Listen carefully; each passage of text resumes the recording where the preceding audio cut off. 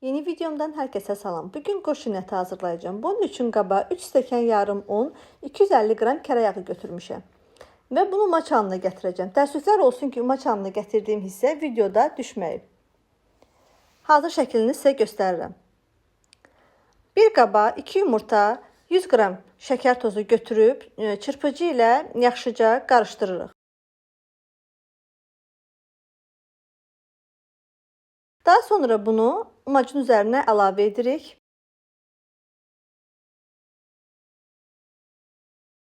Və yarım paket qabartma tozu əlavə edirik. Və yoğurmağa başlayırıq.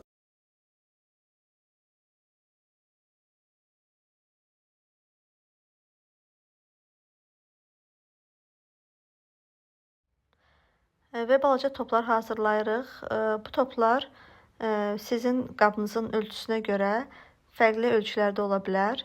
Mən fındıq boyda hazırlayıram. Bu mənim qabıma uyğundur.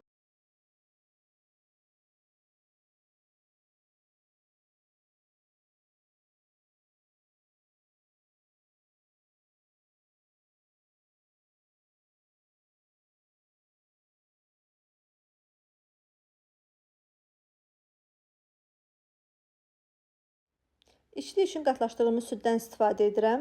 Qabıqların hər iki yüzünü qatlaşdırılmış süd ilə doldururam. Daha sonra bir-birinə yapışdıracağım.